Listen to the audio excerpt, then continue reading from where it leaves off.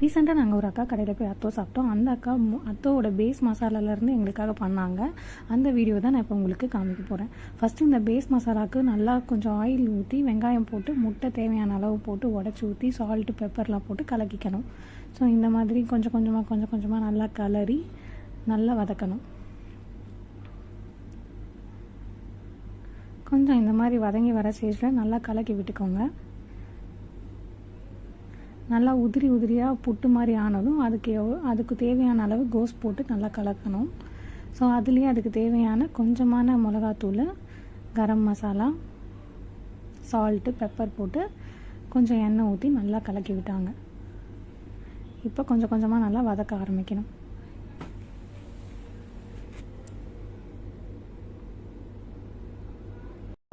இப்போ நல்லா கொத்து பரோட்டா போடுற மாதிரி நல்லா கொத்தி அந்த அக்கா கலர்னாங்க. ஸோ இது நல்லா சுருள வதங்கணும்.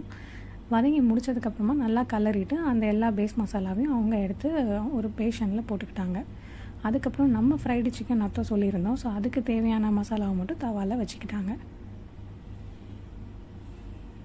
ஸோ அந்த பேஸ் மசாலா கூட அவங்க எப்போவுமே சுட கொதிக்க வச்சுட்ருப்பாங்கள்ல, அந்த சூப்பை ஊற்றிட்டு அதுக்கு தேவையான அளவு அத்தோவை போட்டுட்டு ஃப்ரைடு சிக்கன் அத்தோக்குன்றதுனால சிக்கன் குழம்பு சிக்கன் பீஸோடு அதுக்குள்ளே ஊற்றிட்டாங்க.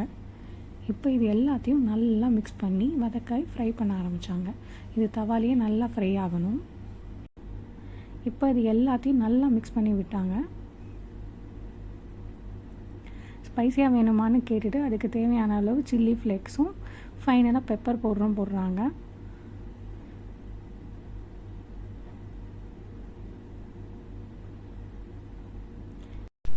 இது நல்லா வதங்கி ஃப்ரை ஆனப்புறம் நல்லா மெலிசாக ஸ்லைஸ் பண்ண பச்சை வெங்காயத்தை போட்டு பொடியாக நறுக்கின கொத்தமல்லியை போட்டுட்டாங்க.